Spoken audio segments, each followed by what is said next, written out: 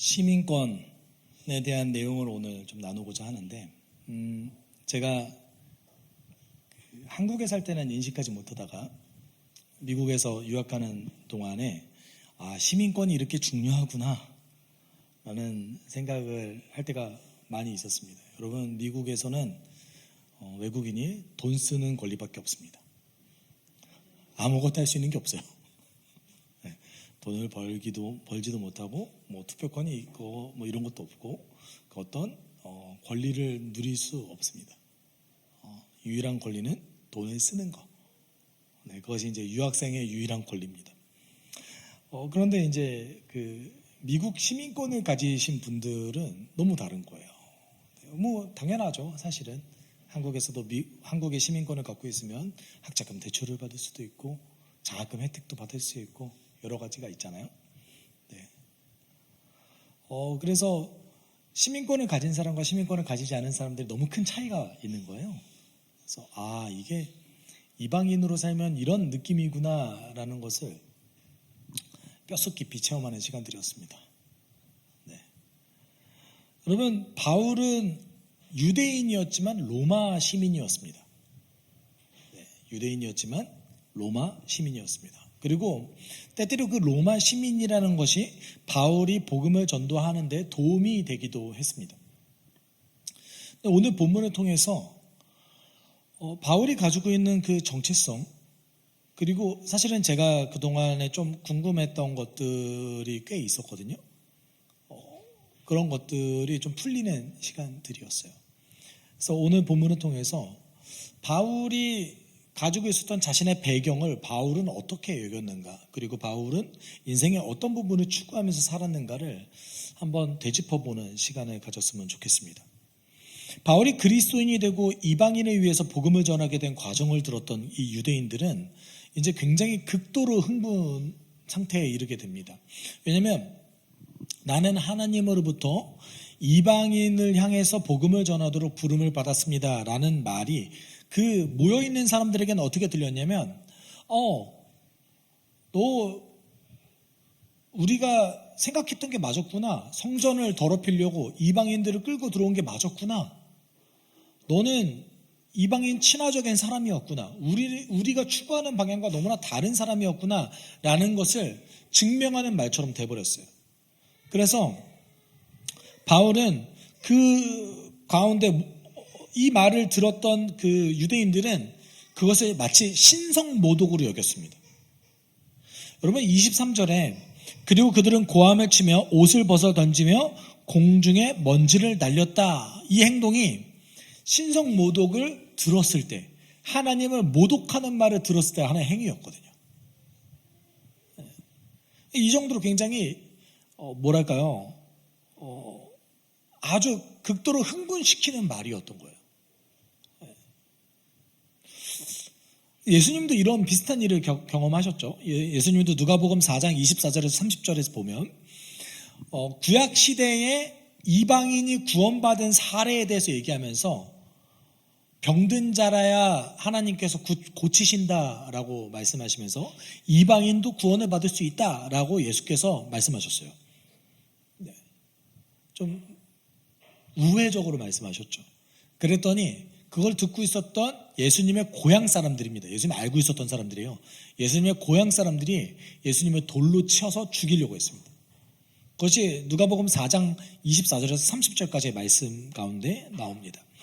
여러분, 유대인들은 타 민족이 하나님의 구원을 얻게 될 것이다 라는 말만 들어도 하나님을 모독한 말이라고 생각했어요. 왜 그렇게까지 극도로 흥분을 했을까요? 하나님이 우리 민족에게만 율법을 주셨고 우리 민족만 따로 구분시켜서 음식법도 지키고 율법도 지켜서 우리만 구원시키실 것이다. 이것이 이제 유대인들의 사상이었기 때문에 그렇습니다. 근데 여러분, 하나님께서 이스라엘 민족을 선택하신 그 근본적인 이유가 무엇입니까? 제사장 민족 삼는 거죠. 제사장 민족 삼는 거였습니다. 여러분, 제사장 민족이다라는 것은, 여러분, 제사장은 하나님과 인간 사이를 연결시켜주는 역할을 하는 사람이었습니다. 그럼 제사장 민족이라는 것은 이스라엘과 타 민족 사이에서 타 민족과 하나님과의 관계를 연결시켜주는 민족이 된다는 뜻이에요. 아브라함을 부르셨을 때 하나님께서 뭐라고 하셨죠? 너를 통해서 모든 민족이 복을 얻게 될 것이다 라고 선언하셨어요. 근데 유대인들은 그거는 이제 안중에도 두지 않고 우리만 구원받으면 돼 이렇게 얘기한 거죠. 네. 저는 때로는 교회 안에도 이런 부분이 좀 보여지지 않나라는 생각이 들기도 합니다. 왜냐하면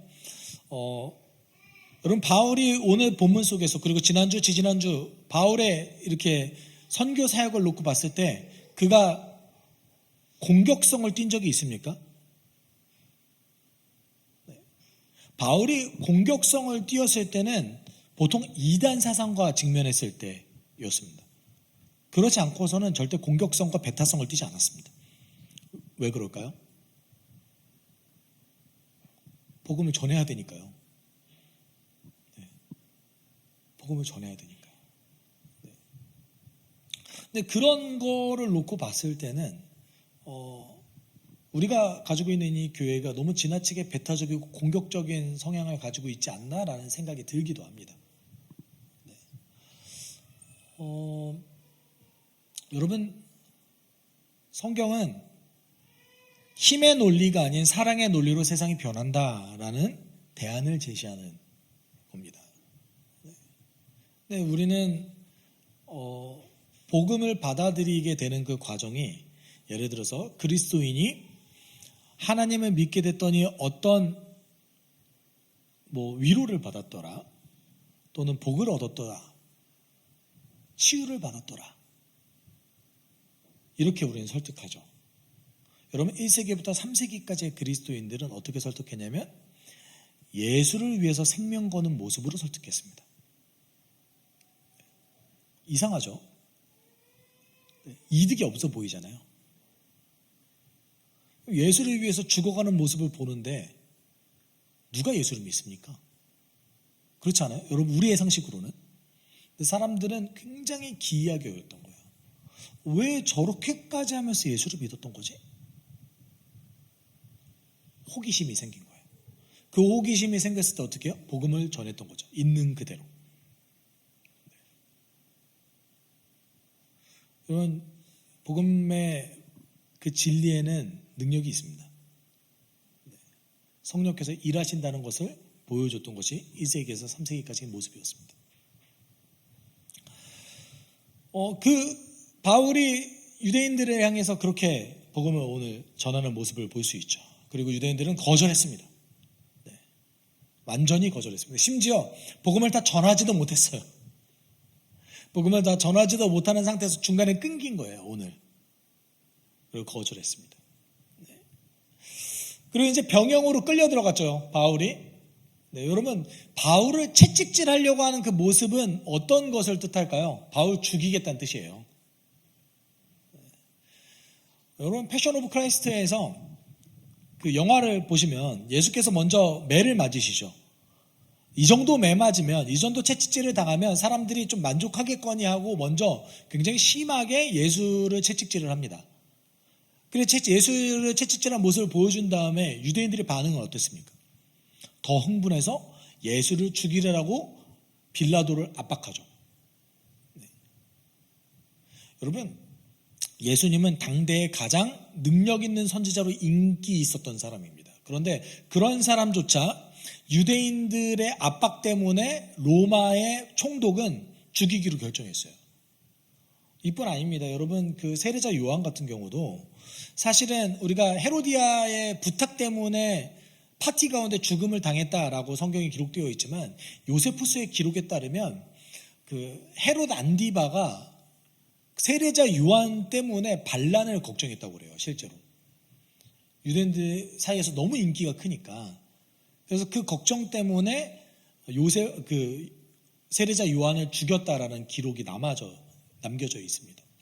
이뿐 아니죠. 사도들 중에서 야고보 역시 유대인들의 어떤 그 유대인들을 만족시키기 위해서, 유대인들에게 호감을 얻기 위해서 헤롯 안티파스가 죽이죠.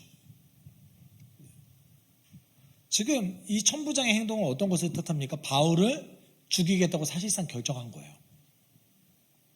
그래서 지금 앞에서 여러분 생각해 보세요. 증거를 먼저 수집한 다음에 신문을 해야죠. 채찍질한 다음에 신문하겠다는 게 어떤 뜻이에요? 고문해서라도 실토하게 하겠다는 뜻이잖아요. 근데 바울이 그런 처지에 놓인 거예요. 그랬더니 바울이 뭐라고 얘기합니까? 저 로마 시민권자예요. 이렇게 때려도 괜찮겠어요? 네. 여러분, 로마 시민권자는 무죄 추정의 원칙이 있었습니다. 로마 시민권자에게만 해당되는 거였어요. 그래서 로마 시민권자는 재판이 있기 전까지 어떤 죄도 확정받지 못합니다. 심지어 눈앞에서 사람을 죽여도 재판이 있어야 돼요. 그래서 로마 시민권자에게 주어진 이 어떤 그 권한이 있잖아요. 이 권한 때문에 바울이 이제 살게 되는 거죠. 또 한 가지는 천부장은 굉장한 두려움에 휩싸이죠. 여러분, 바울이 이렇게 물어보잖아요. 로마 시민은 유죄 판결도 내리지 않고 매질하는 법이 어디 있습니까? 네. 여러분, 고대 시절에 우리나라 조선시대도 마찬가지죠. 일단 때리고 받잖아요. 그렇잖아요. 때렸는데 실토를 안 해요. 그러면 법을 집행하는 사람이 뭐라고 생각하냐면 죄가 없나? 네. 이렇게 생각했던 거죠. 로마 시민권자는 여기에 해당되지 않았습니다. 그럼 로마 시민권이 없는 사람들은요? 당연히 일단 맞고 받죠. 네. 바울은 그 과정에서 이렇게 나를 때리면 안 될 텐데 죽기 직전에 얘기한 거예요. 묶여있는 상태에서. 네. 그랬더니 29절 이렇게 얘기합니다. 그러나 바울은 신문하려고 하던 사람은 곧 물러갔다. 천부장도 바울이 로마 시민이라는 사실을 알고는 그를 결박해 놓은 일로 두려워하였다라고 얘기하고 있습니다. 어떻게 했대요? 두려워했다. 여러분, 결박했다라는 그 사실 자체가 이미 유죄 확정하고 봤다라는 뜻이에요. 채찍질 하려고 했으니까요. 그 상황은 굉장히 두려웠던 거예요. 여러분, 로마 시민권자는 황제에게 직접 상소할 수 있는 권한이 있었습니다. 심지어 이 천부장이 뭘 물어봅니까? 나는 돈 주고 로마 시민권 샀는데 당신도 그랬어요 혹시? 그러니까 바울이 뭐라고 해요? 저 태어날 때부터 로마 시민이었는데요. 이게 여러분 맥락으로 이해가 안 되잖아요. 똑같은 로마 시민인데. 그렇지 않습니까? 네. 여러분, 원래 로마 시민권은 투표권이 있었습니다. 로마가 원래 공화정으로 시작했던 거 아십니까? 황제가 원래 없었습니다. 그래서 로마 시민의 투표로 지도자를 결정하는 나라였습니다. 그러다가 아우구스티누스부터 이제 옥타비아누스죠. 성경에는 아구스토라고 등장합니다. 옥타비아누스부터 황제가 생겨요. 이때부터 황제정으로 바뀌어요. 그 공화정에서 황제로 바뀌어가면서 시민권에 어떤 영향이 미치냐? 여러분, 투표로 지도자를 결정할 때는 시민이 누구냐가 굉장히 중요하죠. 시민이 권한이 크니까. 황제가 등장하면서부터 어떤 문제가 생기죠? 투표로 황제 정합니까? 아니죠. 투표로 황제 정하지 않게 되잖아요. 그래서 황제들이 시민권을 팔기 시작했습니다. 돈 주고. 그러면 바울이 저는 세습된 로마 시민이에요 라고 얘기했던 건 어떤 얘기입니까? 공화정 때부터 우린 대대로 이루어져 온 로마 시민이었어요. 영향력이 있다는 뜻인 거죠. 심지어 바울 유대인이잖아요. 네. 여러분, 로마 제국이 이방인 타 민족에게 시민권을 주는 경우는 제정 이전에 공화정 때 시민권을 주는 이유는 몇 가지 안 됩니다. 외교적으로, 그 다음에 그 상업적으로, 행정적으로 굉장히 큰 업적을 기여하거나 또는 유력한 정치인, 적어도 원로원의 원로 정도 돼야 돼요. 그 사람과 밀접한 연관이 있을 때 시민권을 줍니다. 그러면 여러분 잘 생각해 보세요. 바울은 예루살렘과는 비교할 수 없는 다소라는 대도시의 출신의 유대인이었습니다. 근데 그곳에서 이방인, 타 민족임에도 불구하고, 로마인이 아니었잖아요. 유대인이었음에도 불구하고 로마 시민권을 세습 받았던 가문의 사람이었어요. 영향력이 있다는 뜻이죠. 가문 자체가 영향력 있는 가문이었던 거예요. 원래. 근데 이거 그리스도를 위해서 포기한 겁니다. 이렇게 밝히니까 무서운 거예요. 무서울 수밖에 없죠. 나 이제 끝났나? 잘못 건드린 거죠. 이제 내가 천부장에서 승진할 일은 없겠구나. 네. 근데 저의 질문은 뭐였냐면, 여기서 우리는 한 가지 질문을 던져야 돼요. 너무나 쉽게 나올 수 있는 질문인데 대부분의 그리스도인들이 여기서 질문을 던지지 않더라고요. 왜 진작 로마 시민이라고 얘기 안 했나요? 이거 질문거리가 되지 않습니까? 먼저 말하면 되잖아요. 그러면 로마 병사에게 잡히지도 않았을 뿐더러 보호까지 받았을 겁니다. 여러분, 사도행전 16장에는 바울이 마게도니아 선교를 시작할 때 빌립보라는 지역에서 한 여종에게 들었던 귀신을 내쫓는 상황이 발생하게 됩니다. 그랬더니 그 여종의 주인이 바울을 고소해요. 그때 바울이 매 맞고 감옥까지 갇힙니다. 여러분, 이때도 바울이 자기가 로마 시민이라는 걸 밝히지 않아요. 나중에 맞을 거 다 맞고 감옥에 다 갇히고, 심지어 다른 관리들이 이제 당신은 석방입니다, 풀려났습니다 라고 다 풀려난 다음에, 위기가 넘어간 다음에 로마 시민이라는 걸 얘기해요. 왜 쓸데없이 그때 얘기합니까? 뭐하러 맞아요? 이런 질문 안 해보셨습니까? 이렇게 질문하는 제가 좀 이상하죠. 네. 로마 시민이라는 걸 밝혀서 살아났나 보다. 제가 봤을 때 역사적 문맥과 성경의 역사적 맥락과 성경의 문맥을 살펴봤을 때 한 3가지 가능성이 존재합니다. 바울이 로마 시민권이라는 것을 밝히지 않은 이유가 한 3가지 정도 있는 것 같아요. 첫 번째는 전략적 이유에서 침묵했을 가능성이 있습니다. 여러분, 바울은 지금 예루살렘에 왜 왔죠? 하나님의 나라 복음을 유대인들에게 전파하기 위해서 왔습니다. 근데 예루살렘의 현재 상황은 로마 정부에 대한 불만이 극에 달해 있는 상태였어요. 그럼 로마 시민권이라는 걸 밝히면 복음 전도에 도움이 됩니까? 도움이 안 되죠, 당연히. 그럼 지금 바울이 로마 시민이라는 걸 밝혔을 때가 언제입니까? 병영에 갇혀서 죽기 직전이었어요. 유대인들과 분리되어져 있었을 때. 전략적 이유 때문에 로마 시민이라는 것을 밝히지 않았을 가능성이 있습니다. 제 개인적으로는 빌립보에서 로마 시민권을 밝히지 않은 이유는 2번째 이유 때문인 것 같아요. 2번째 이유는 상황을 최대한 활용하기 위해서 침묵했을 가능성이 있습니다.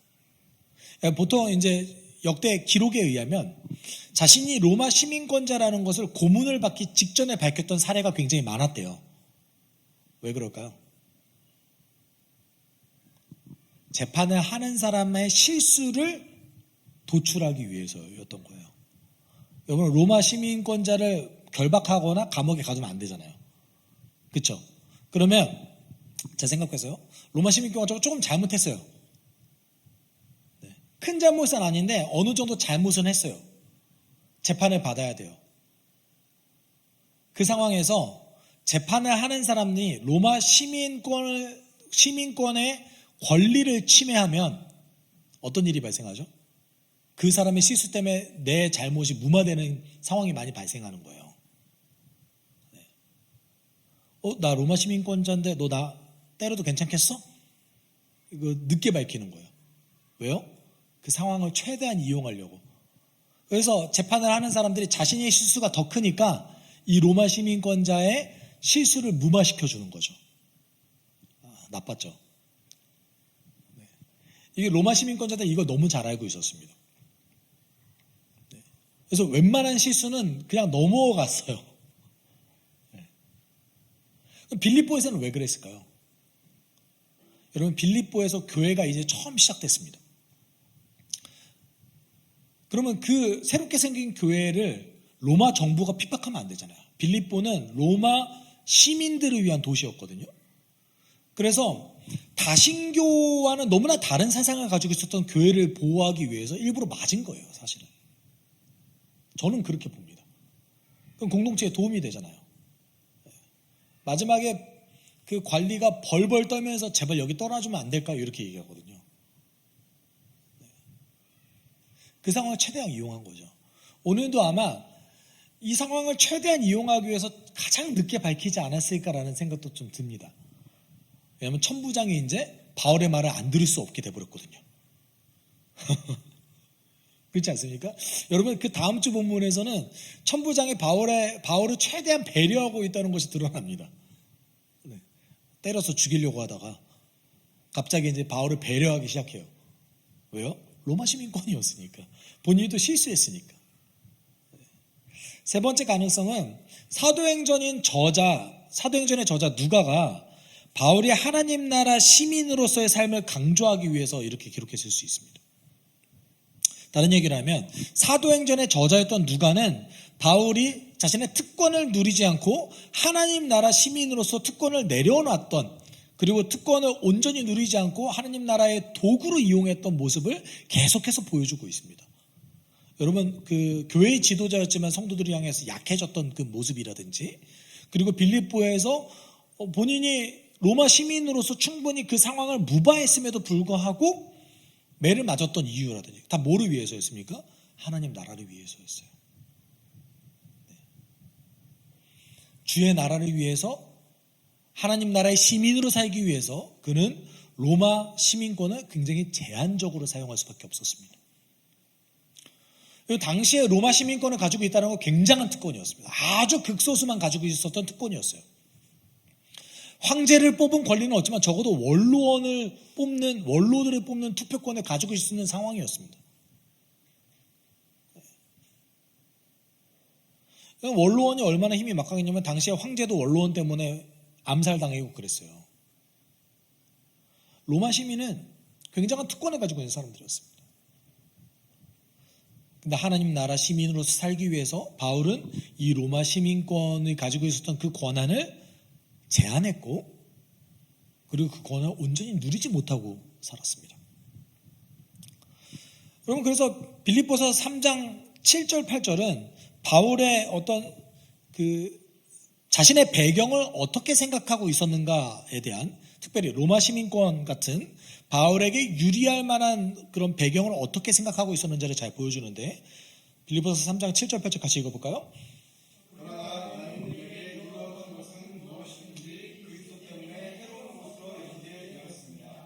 그뿐 아니라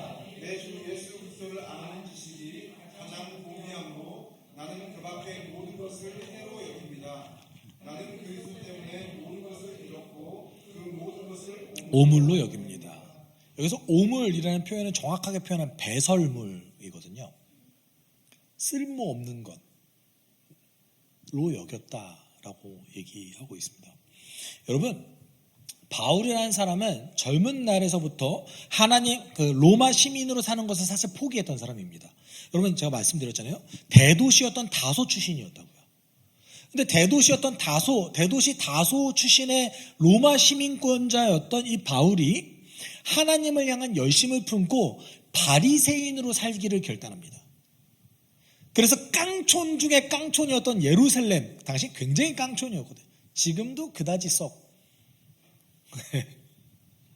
관광지로서는 굉장히 좋을지는 모르지만,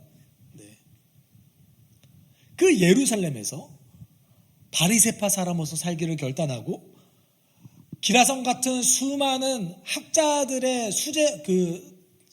수제자로 살아갈 수 있었지만, 알렉산드리아 같은 도서관이 굉장히 유명했던 곳에 가서 학문을 할 수도 있었지만, 가말리엘이라는 바리새인의 제자로 들어가게 됩니다. 이때부터 바울은 나는 로마 시민으로 사는 것이 아니라 하나님을 위해 살겠다라는 열심을 품었습니다. 근데 그 열심이 왜곡되고 잘못됐죠. 그 열심이 왜곡되고 잘못된 것이 그리스도로 인해서 드러나게 되었고, 그리스도 때문에 회심에 이르게 되었습니다. 바리새파로서 가지고 있었던 그 열심조차도 이제 내려놓고 바울은 그리스도를 위해서 그 모든 것들을 배설물로 여긴다라고 얘기하기에 이르렀습니다. 여러분, 만약에 바울이 로마 시민으로 살았다면 그의 지적인 능력과 그가 가지고 있는 배경을 놓고 살펴봤을 때는 그는 어느 정도 상당한 부분의 부와 명예와 권력을 이뤄냈을 가능성이 높습니다. 만약에 바울이 바리새파 사람으로서 유대인의 정체성을 가지고 바리새파 사람으로서 살아갔다면 아마도 그의 스승이었던 가말리엘과 같은 명성을 얻고 유대인들의 어떤 존경을 받으면서 살았을지도 모르겠습니다. 근데 그는 그렇게 살기를 포기했습니다. 그는 그 배경을 배설물로 여겼습니다. 이유는 무엇입니까? 하나님 나라 시민으로 살아가기 위해서였던 거죠. 근데 만약에 바울이 로마 시민으로 살기를 결단했다면, 만약에 바울이 유대인으로 바리새인으로 살기를 결단했다면 우리에게 그 어떤 영향도 미치지 못하는 아무도 알 수 없는 한 사람이 되었을 겁니다. 만약에 바울이 바리새파 사람들로 쭉 하나님을 향한 열심을 가지고 살았다면 AD 70년에 티투스 장군이 예루살렘을 멸망시켰을 때 함께 목숨을 잃었던 바리새파 중 1인으로 기록조차 남기지 않았을 겁니다.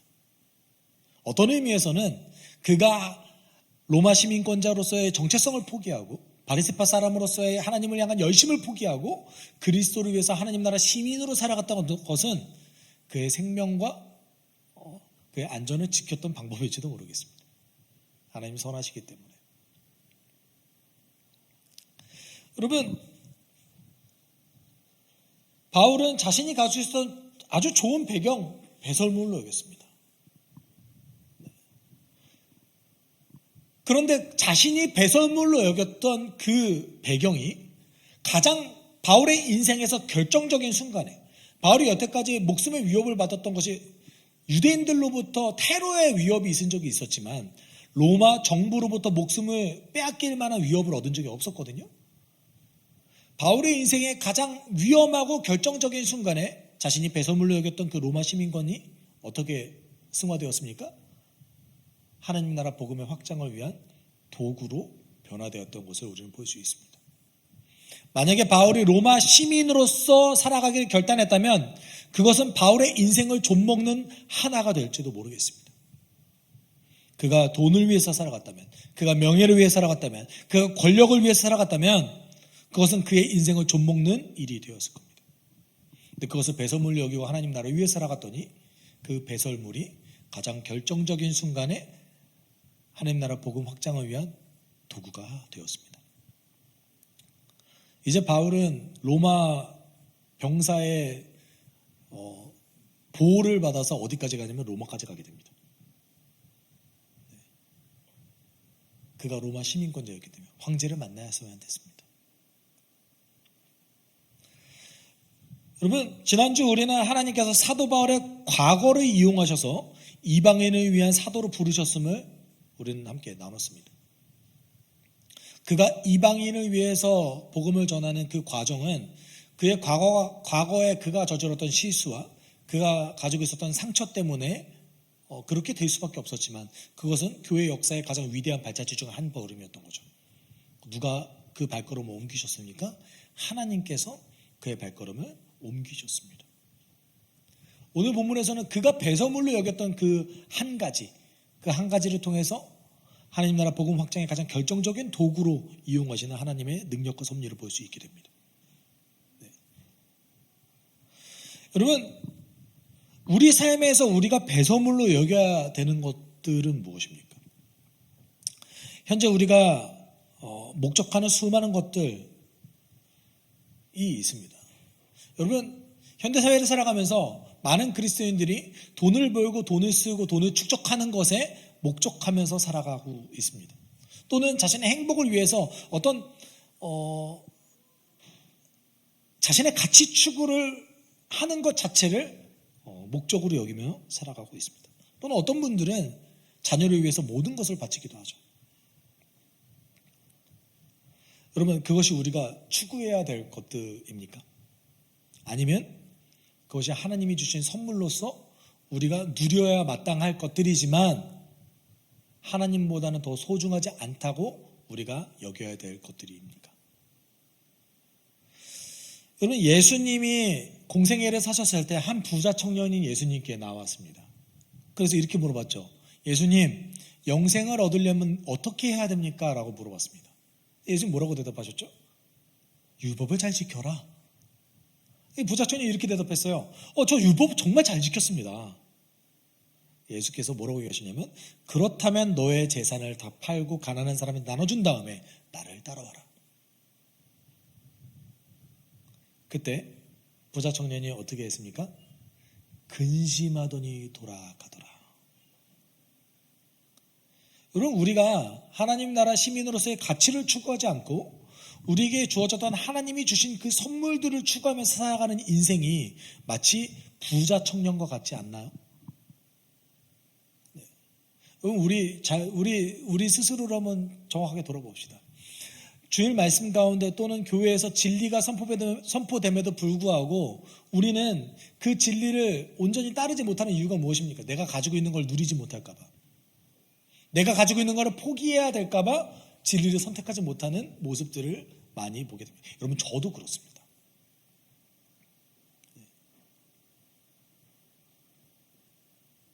그것이 정말 맞는 말인가요? 부자 청년과 같은 모습은 아닙니까? 우리는 어떤 가치를 가지고 살아야 됩니까? 예수께서 마태복음 6장 24절을 통해서 이렇게 말씀하셨습니다. 같이 읽어보죠. 아무도 두 주인을 섬기지 못한다. 한쪽을 미워하고 다른 한쪽을 사랑하거나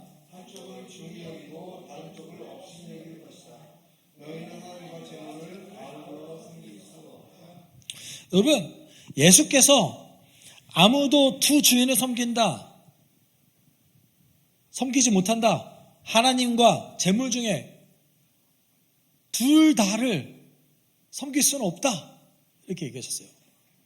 우리가 착각하지 말아야 될 것은 예수께서 너희가 가진 재물을 전부 다 포기해야 된다 라고 말씀하셨습니까? 그런 말씀하신 적 없으세요? 어떻게 말씀하신 겁니까? 재물이 우상이 되면 안 된다라고 말씀하셨습니다. 하나님이 주신 선물이 우상이 되면 안 된다라고 말씀하셨습니다. 그것은 내가 너에게 줬던 선물이고 하나님 나라 시민으로 살아가게 된 도구이지 너희가 추구해야 될 것들이 아니다. 그럼 부자 청년에게는 근데 왜 재물을 다 팔라고 하셨나요? 부자 청년에게는 돈이 우상이었으니까요. 여러분, 그리스도 안에서 무가치한 것들, 언젠간 사라질 것들을 추구하면서 살아가는 것은 우리 삶을 좀먹는 방법입니다. 그것 때문에 언젠가 내 인생이 좀먹어지고 내 주변 사람들조차 어렵게 만들 겁니다. 그런데 그것을 배설물로 여기고 하나님 나라 시민으로 하나님께서 우리에게 주셨던 것을 추구하면서 살아간다 보면 우리가 배설물로 여겼던 그것들이 주의 나라를 위한 도구가 될 겁니다. 하나님께서 우리에게 주셨던 선물은 때로는 양날의 검과도 같습니다. 그것은 우리가 누리고 감사히 여겨야 될 것들이지 추구해야 될 것들이 아닙니다. 여러분의 비전은 무엇입니까? 여러분의 꿈은 무엇입니까? 잘 먹고 잘 살다가 천국 가는 겁니까? 아니면 오늘 내가 주의 시민으로 살아가면서 하나님께서 나에게 주셨던 그 소중한 가치를 지켜가면서 사는 인생입니까? 우리가 그 가치를 지켜가면서 사는 인생을 살아갈 때 우리는 여러분 그 어떤 부유한 자보다 더 큰 만족감과 행복을 누리면서 살아갈 겁니다. 아니 여러분, 하나님이 우리를 그렇게 만드셨어요. 그 삶을 살아가길 소망합니다. 우리 지금 이 순간 함께 기도했으면 좋겠어요. 함께 기도할 때 그동안 내가 추구했던 무가치한 것들은 무엇인지, 내가 배설물로 여겨야 하는 것들은 무엇인지 고민했으면 좋겠습니다.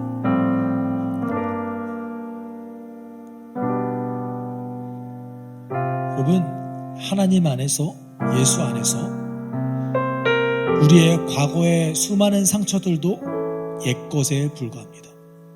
그리고 우리가 좋다고 생각하면서 누려야 되는 것들도 배설물에 불과합니다. 하나님 우리에게 더 소중한 가치를 주셨고 추구해야 될 것들을 선물로 주셨습니다. 하나님, 나에게 배설물로 여겨야 될 것들은 무엇입니까? 내가 그것을 더 무가치하게 여기고 주를 위해서 하나님 나라 도구로 사용할 수 있게 도와주십시오. 우리가 함께 기도하도록 하겠습니다. 사랑하신 하나님 아버지, 우리가 감사합니다. 하나님, 우리를 보내주셨던 그 삶의 원리를 따라서 우리가 진리를 추구하게 주옵시오.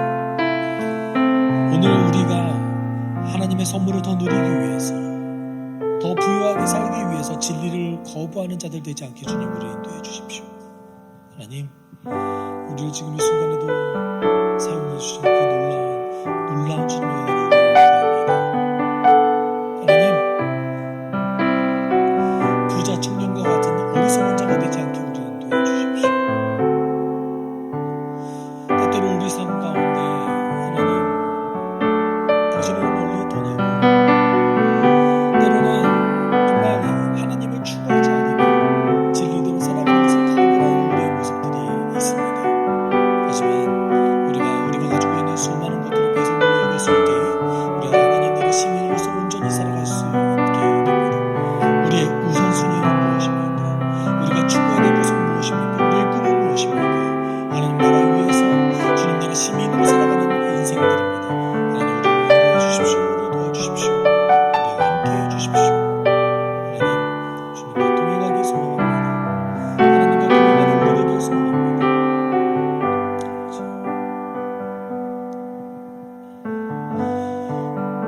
여러분, 지금 이 순간에 여러분이 가지고 있는 페이퍼에 오늘 말씀 중에서, 오늘 예배 중에서 결단했던 것, 깨달았던 것, 주 안에서 정직하게 기록하는 시간 가지도록 하겠습니다.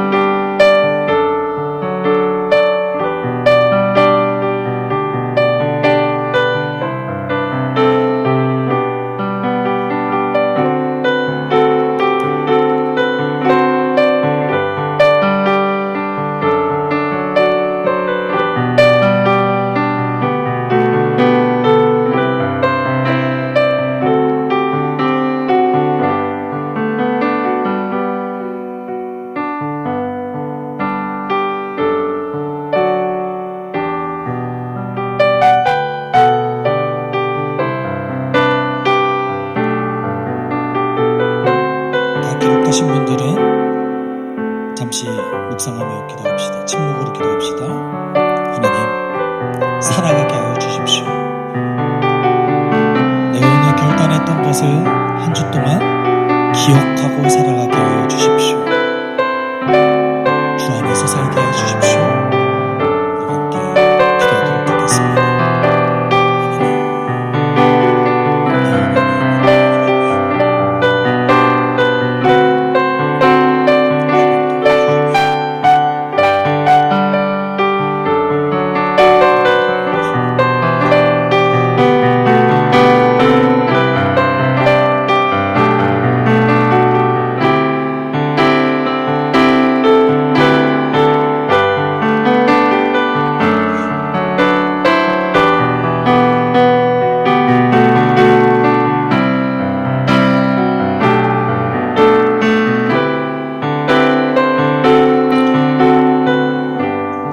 살아계신 하나님 아버지, 오늘도 우리를 불러주셔서 함께 예배하게 하심에 감사를 드립니다. 주님, 하나님 나라 시민으로 살아가기 위해 우리가 누리는 것들을 배설물로 여길 수 있게 인도해 주십시오.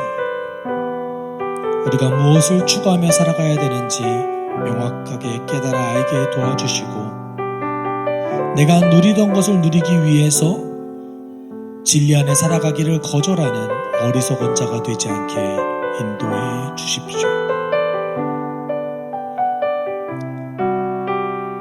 하나님, 주를 위해 살길 소망합니다.